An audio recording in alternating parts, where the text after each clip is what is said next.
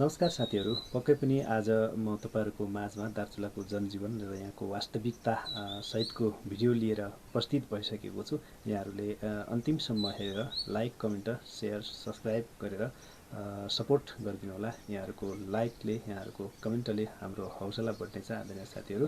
अनि हाम्रो सुदूरपश्चिम अथवा नेपालको संस्कृति, यहाँको चालचलन, रीतिरिवाजहरूलाई विश्व सामु चिनाउनको लागि म मेरो सेरोफेरो युट्युब च्यानल मार्फत म मोहन ठगुन्ना तपाईँहरूको माझमा भिडियो क्लिपहरू ल्याउने गर्नेछु र यस्तै किसिमका जानकारीमूलक भिडियोहरू पाउनको लागि र वाइटी सम्बन्धी टेक्निकल भिडियोहरू पनि म अबको केही दिनपछि लगत्तै म हाल्नेछु तपाईँहरूको लागि। त्यस्ता भिडियोहरू पनि हजुरहरूलाई हेर्न मन लाग्छ भनेपछि तपाईँले मेरो च्यानललाई सब्सक्राइब गरी बेल आइकनमा आज भने म लागे आफ्नो भिडियोतर्फ। चारैतिर हरियाली वातावरण छ, एकदमै डाँडा काँडा, खोला, नाला, बोट बिरुवाहरूमा एकदमै हरियाली छाइरहेको छ हैन। खेतबारीमा गहुँ बालीहरू चाहिँ पाकेर अब भित्र्याउने क्रम जारी रहेको छ। यतिखेर म यता विद्यालय नजिकैको छेउतिर म उभिएर यो दृश्यहरू क्यामेरामा कैद गरिरहेको छु। आदरणीय दर्शक महानुभावहरू, हाम्रो त्यहाँ हेर्नुहोस्, यहाँको डाँडा पाखा हैन, बिहानीको समय छ अहिले। बिहानीको समयमा यो रेकर्डिङ गरिएको भिडियो, उताको त्यो पियालो ठाउँ हैन, यहाँको जनजीवन, मानिसहरूले अब गहुँ जौ काटेर आफ्नो छानामाथि हालेर सुकाएर त्यसपछि एक ठाउँमा यसरी आफ्नै मेहनतले, आफ्नै पाखुराले, आफ्नै बलबुताले कुट्ने गर्दछन् हैन। तपाईको यता अलिकता आधुनिकताका कारण अलिकता कतै कतै तपाईको थ्रेसरहरू पनि आएको छन्, तर धेरै जसो ठाउँमा थ्रेसरहरू आउनु भएको छैन। यता गाई बस्तुहरू पनि यतै पाल्ने गर्छन्, प्रत्येक घर घरमा हैन, गाई गोरुहरू पाल्ने एकदमै मेहनत गर्छन् यहाँका मानिसहरू। कस्तो मेहनत गरिराख्नु भएको छ तपाईँ हेर्न सक्नुहुन्छ। अब यो सबै कुटेर 1 घन्टा, करिब 1 घन्टा जति नै लाग्छ होला, रेगुलर कुट्न पर्छ। त्यसपछि बल्ल यसबाट हाम्रो जम्मा जम्मी 20-30 केजीदेखि 40 केजीसम्म मात्रै गहुँ निस्किन्छ यसबाट। फेरि यसलाई छान्नुपर्छ। यो चाहिँ हाम्रो खेतबारीबाट गहुँको बोटसहित काटेर घरमा ल्याएर त्यो एक गरी गहुँको बालाहरू छान्ने, त्यसपछि यसरी घरको छाना अथवा टेन्ट अथवा तपाईँको मान्द्रो, हामी चाहिँ मोटो भन्छौँ, त्यसमा सुकाएर कुट्ने र यसरी कुटिसकेपछि यसरी 2 जनाले चाहिँ हावा दिनको लागि कृत्रिम हाम्रो परम्परादेखि नै चलिआएको पङ्खाले चाहिँ हावा दिने र एकजनाले चाहिँ हाम्रो गहुँ बताउने भन्छन् यसलाई हैन, कार्यक्रम हुन्छ। त्यसपछि छानिसकेपछि 3-4 दिन जति यिनीहरूलाई एकदमै राम्रो तरिकाले सुकाएर भित्र्याउने गर्छन् दार्चुलातिर हैन।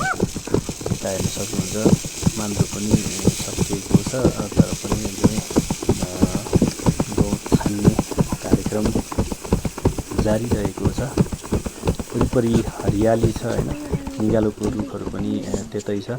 जे भए पनि वातावरण चाहिँ स्वच्छ चाहिँ हुन्छ यता। अरू दुःख कष्ट कुरा आफ्नो पाखुरालाई चाहिँ टन्नै चलाउनु पर्छ हैन, पाखुरा नचलाइ त कामै छैन। त्यसपछि हाम्रो गोरु जोत्ने कार्यक्रम पनि लगत्तै चलिरहेको छ। पहिला गहुँ काट्ने हैन, गहुँका बालाहरू छान्ने, सुकाउने, कुट्ने, बिस्कुट बनाउने र त्यो बनाउने अन्तिम चरणमा पुगिसकेपछि यता मकै छर्ने कार्यक्रम हुन्छ। प्रत्येक घर घरमा हाम्रो गोरुहरू पालिएका हुन्छन्। तपाईको 1-2 हल गोरुहरू एउटा टोलमा हैन, कसैले त यसो मिलेर पनि पाल्छन्। एउटा गोरु एउटाले पाल्ने, अर्को गोरु एउटाले पाल्ने।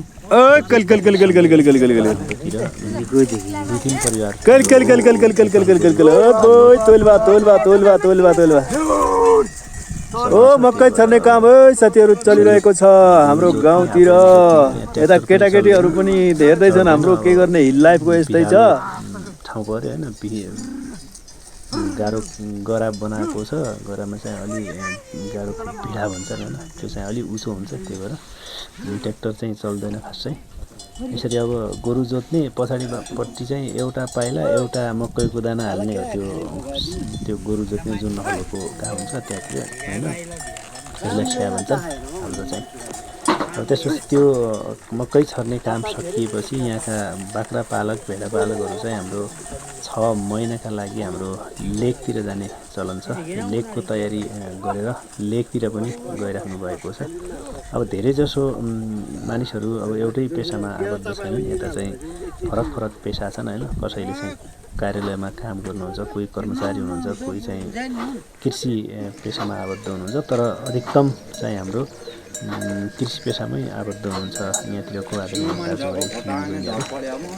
जनजीव हावापानी स्वच्छ छ, तर जीवन चाहिँ कष्टकर चाहिँ हुन्छ साथीहरू। मेहनत गर्नुपर्छ, पसिना चाहिँ धेरै बगाउनुपर्छ, गाह्रो छ आफ्नो जीवनमा।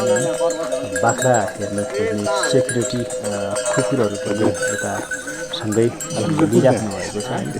लेकतिर अब स्यालहरू लाग्छ नि त, स्यालहरू भालुहरू त्यस्तो लाग्ने भएको कारणले गर्दाखेरि 4-5वटा कुकुरहरू लिनुहुन्छ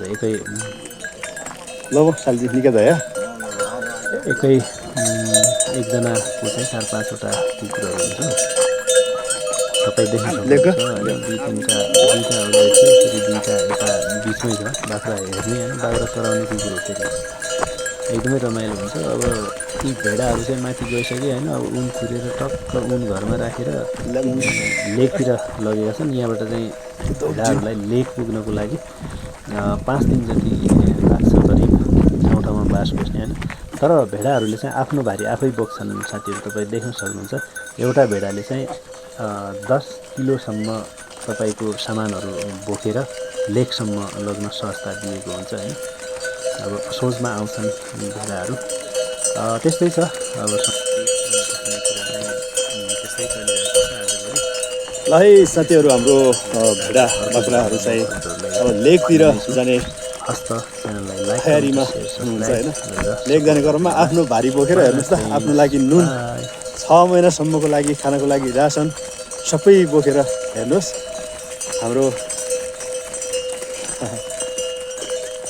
मालिक अगाडि जाँदा कस्तो दगुर्नुहुन्छ तपाईँहरू हेर्न सक्नुहुन्छ। आफ्नो भारी आफै बोकेर 6 महिनासम्मको लागि